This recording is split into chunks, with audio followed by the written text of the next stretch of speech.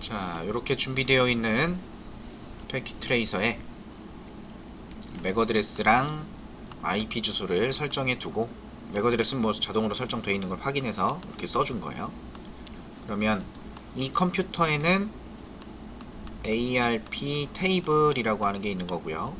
ARP 테이블, 아까 우리 ARP-A 했을 때 나오는 어떤 IP 주소가 어떤 하드웨어 주소를 갖고 있다, 이런 정보가 학습되는 개념이 있어요. 그러면 요걸 이용해서 ARP 프로토콜이 동작을 하면 192.168.1.254한테 통신을 하고자 했을 때 ARP 테이블에 정보가 있는지 확인을 합니다. 없으면 ARP 리퀘스트를 만들어서 브로드캐스트를 하는 거예요. 192.168.1.254가 맥어드레스가 뭐냐? 라고 뿌려집니다.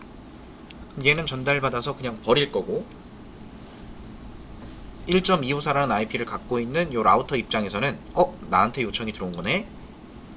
그래서 자신의 맥어드레스를 리플라이 해줄 거예요. 그래서 리플라이 해주면 요건 유니캐스트로 돌아가게 되고요. 그럼 그 정보가 1.254는 맥어드레스가 요거다, 이런 학습이 됩니다. 그러면 그제서부터 만약에 IP 주소를 3계층에서 254한테 보내줘야 된다면, 목적지 IP를, 그럼 2계층 정보를 만들 때 저 ARP 테이블에 있는 요걸 목적지로 해서 준비하고 전기 신호를 보낸다는 얘기예요. 이렇게 하기 위해서, 2계층 정보를 세팅하기 위해서 동작해야만 하는 녀석이 ARP라는 프로토콜이다라는 거죠. 그래서 요걸 구경해 볼 수 있는 게 PC에서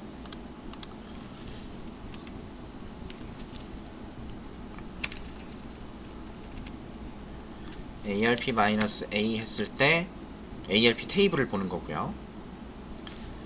그리고 여기서 핑 192.168.1.254한테 핑을 하려고 했을 때, 이때 얘는 지금 맥어드레스가 254에 대한 맥을 모르니까 2계층 정보를 못 만든다는 겁니다. 그래서 엔터를 빵 쳐서 요청을 했을 때 ICMP 정보를 만들려고 했으나 3계층 레벨에서 ICMP 요청하는 정보를 만들고 이제 3계층 헤더를 붙여주는데, 출발지 IP 주소랑 목적지 IP 주소까지는 세팅이 되지만 2계층 정보를 만들 수가 없었다라는 거죠. 왜냐? 내 맥어드레스는 알지만 요 녀석의 맥어드레스를 모르니까. 그래서 ARP라고 하는 프로토콜을 이용해서 PC가 정보를 얻어오려고 하고 있습니다. 그래서 2계층 레벨에서 만들어지는 프로토콜이고, ARP 하드웨어 타입이 뭔지, 실제 물리적 환경이 뭔지를 나타내는 값이에요.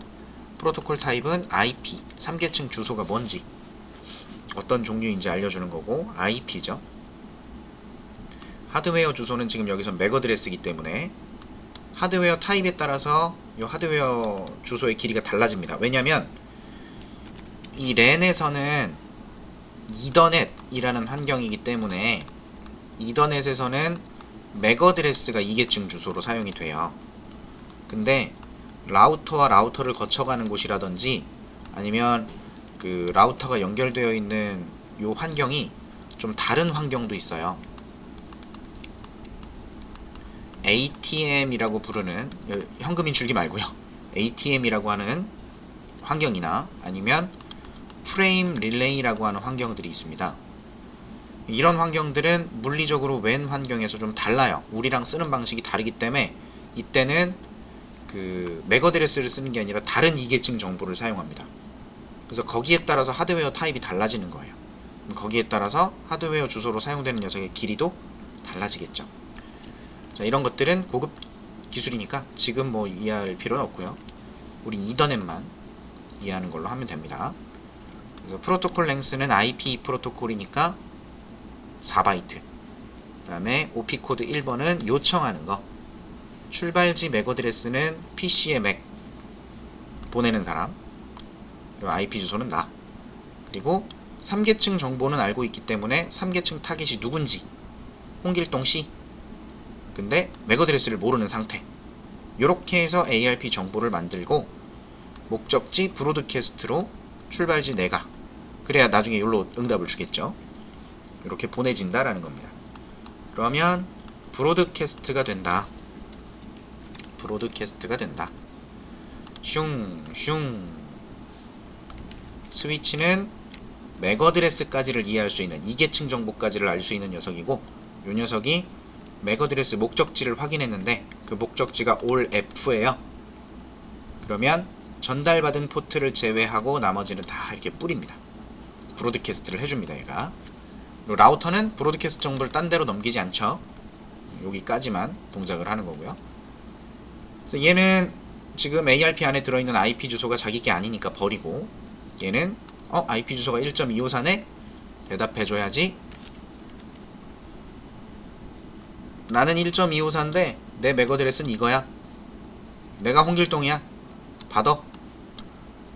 라고 명확하게 이렇게 써주면, 아까 스위치는 이쪽으로 편지를 받았을 때 요 포트에 요 맥 어드레스를 가진 장비가 매달려 있다라고 해서, 스위치도 이런 걸 갖고 있어요. 맥 어드레스 테이블이라고 하는 게 있습니다. 학습하고 기억하고 있어요. 그러니까 요 목적지로 지금 편지를 보내주게 되면 맥 어드레스를 이렇게 전달 받았을 때 이제 다른 데로 전송하지 않고 목적지를 보니까 7AA9래요. 그러면 이쪽으로 바로 전달해 주는 겁니다. 여기 매달린 장비라고 알고 있으니까 유니캐스트가 가능해지는 거예요. 그러면 이 정보가 응답이 되고, 응답이 되면 그제서야 온전한 ICMP 정보를 만들어낼 수 있다. ICMP 목적지 IP 잘 세팅된 상태에서 아까 못 만들었던 정확한 맥 어드레스 누구에게 보내는 건지 요 정보를 뭘로 알아온 거예요? ARP를 통해서 알아온 겁니다.